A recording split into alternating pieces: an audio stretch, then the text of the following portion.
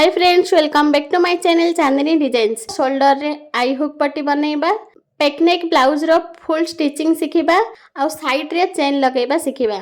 ए सब जाक टिप्स सहित मो ब्लाउज टी स्टिचिंग करिकि देखैबी, साइड फिटिंग करिबा सिखिबा। तो लास्ट पर्यंत वीडियो को देखंतु। तो चलंतु वीडियो को स्टार्ट करिबा। सांग माने मो पूर्वरु ए बैक पार्ट रो स्टिचिंग वीडियो आपनक सहित शेयर करिथिली। वर्तमान तळ साइड रो कपड़ा टी को फोल्ड करिकि आमे सिलाई करनबा। तापरे आमे टक्स रो सिलाई करिबा। तो साइड रो मो 6 इंच नै कि तापरे दुई पट साइड रे आधा आधा इंच नै कि 1 इंच रो पूरा टक्स रो सिलाई करछि। आ टक्स रो लंब म एठी 4 इंच रखिछि। तो दुई साइड रे मो एठी टक्स को सिलाई करि नैछि। सांग माने हमर बैक पार्ट टी तो रेडी हे गला। आ मो पूर्वरु ही फ्रंट पार्ट मध्ये स्टिचिंग करिकि रेडी करि नैछि। तो वर्तमान आमे शोल्डर को जॉइन करिबा। तो आधा इंच हिसाब रे आमे शोल्डर को जॉइन करि नबा। तो गोटे साइड रे मो शोल्डर को जॉइन करि नेली। आ गोटे साइड रे आमे आई हुक पट्टी बनैबा। तो सेति पय मो 2 इंच चौड़ा रो दीटा पट्टी नै जाईछि। लंब मो एठी 4 इंच रखिछि। तो कपड़ा रो साइड रो आधा इंच रे फोल्ड करिकि सिलाई करनबा। तापरे हमरो फ्रंट पार्ट को उल्टा रखिबा। ता ऊपरे आमे एई 2 इंच रो कपड़ा को रखिबा। ऊपर साइड रो भी आधा इंच फोल्ड करिकि आ तळ साइड रो भी आधा इंच फोल्ड करिकि एथिरे सिलाई करनबा।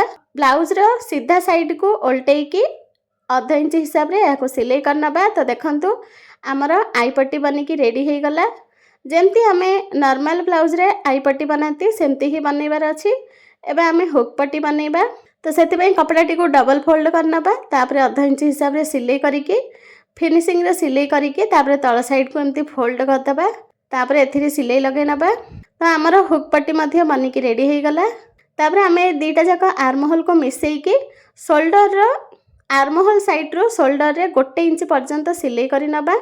बाकी जो कपड़ाटा खोला छाड़िबा सेठी हमें आई हुक बनैबा। तो देखंतु 1 इंच मो आर्म होल साइड रो सिलाई कर नैछि, बाकी ओपन रखिछि। तो एबे हमें फ्रंट पार्ट रे अंटार पट्टीटा जॉइन करिबा। तो आधा इंच हिसाब रे सीधा रे सिलाई करनबा। तापरे एथिरे फिनिशिंग रे सिलाई करनबा।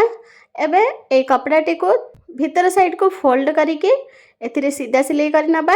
आपण चाहिले एठी तुरपाई मध्य करि परिबे। तो हमर फ्रंट पार्ट बैक पार्ट पूरा रेडी हे गला। एबे हमें स्लीव जॉइन करिबा। तो सेति पय मो स्लीव को नै जाईछि। तो स्लीव रो अस्तर पीस आ मेन पीस को रखिकि एमती आधा इंच हिसाब रे सिलाई करनबा। तापरे एमती सीधा करिकि सीधा साइड रो 4 साइड रो सिलाई करनबा। तो सांग माने वीडियो टी भल लागिथिले वीडियो टी को लाइक करिवे। चैनल रे नुआ देखुथिले चैनल टी को सब्सक्राइब करि नेबे। कोठी जदि किछु बुझि पारि ना ताहले मते कमेंट करिकि पचारिबे। ठीक एई भलिया आ गोटे स्लीव मध्ये सिलाई करनबा। तो देखंतु हमर दीटा जाक स्लीव सिलाई की रेडी हे गला। तो सांग माने एबे हमें आर्म होल रे स्लीव को जॉइन करिबा। तो ब्लाउज रो मझी सेंटर रे स्लीव रो जो मझी सेंटर कट अछि ताको मिसेई की रखिबा। तापरे आधा इंच हिसाब रे याको सिलाई करिबा। देखंतु पूरा आर्म होल रे मो स्लीव को आधा इंच हिसाब रे जॉइन कर नैछि। तो हमर गोटे पटे स्लीव जॉइन हे गला। ठीक एई भलिया हमें आरो पटे मध्ये स्लीव को लगै नबा। एबे हमें ब्लाउज रो फिटिंग करिबा। तो हातर मोरी मोर 6 इंच अधे अछि। तो 6 इंच अधे रे मार्क करिबा। आउ साइड रो मो 2 इंच मार्जिन नै थिली। तो सेई लाइन ता तो देखा जाउछि ना। तो से लाइन ऊपर ही हमें सीधा सिलाई करनबा। आ साइड रो दीटा सिलाई करनबा 2 पॉइंट लाखे छाड़ी की। तो देखंतु हमर गोटे साइड रो पूरा सिलाई हे गला। और लाइन टा पूरा सीधा आसीछि। आरो पटे साइड रे हमें फिटिंग रे सिलाई करिबा। तो मोरी मोर अछि 6 इंच अधे। तो 6 इंच अधे रे मार्क करिबा। साइड रो हमें 1.5 इंच रे मार्क करिबा। आउ आर्म होल ठारो 2 इंच तळ को लंब रे हमें मार्क करिबा। तापरे सेई आर्म होल ठारो जो 2 इंच रे मार्क करछन्ती ना सेइठू स्लीव पर्यंत सिलाई करनबा। बाकी जो 1.5 इंच हमें साइड रो नै छन्ती ना सेइठी हमें एमती सीधा लाइन टाणी नबा। तापरे कपड़ा टी को एमती फोल्ड करि नबा। एठी हमें चेन लगैबा। तो सेति पय गोटे साइड रो मो चेन को उल्टा रखिकि सिलाई करि नैछि। आरो पटे साइड रे भी चेन को सेटिंग करिकि सिलाई करि नबा। तो देखंतु हमर चेन सिलाई हे गला। मो एठी इनविजिबल सिलाई करिछि। तो देखंतु हमर चेन टी केते परफेक्ट इनविजिबल रे सिलाई हेछि। उल्टा करिकि भी देखै दउछि। देखंतु केते फिनिशिंग रे सह हमर सिलाई हेछि। तो सांग माने हमर साइड चेन लागि गला और शोल्डर भी जॉइंट हे गला। आ साइड रे आपण देखि पारथिबे चेन टी केते बढ़िया भाबरे लागिछि। आ लाइन मध्ये एकदम सीधा आसीछि।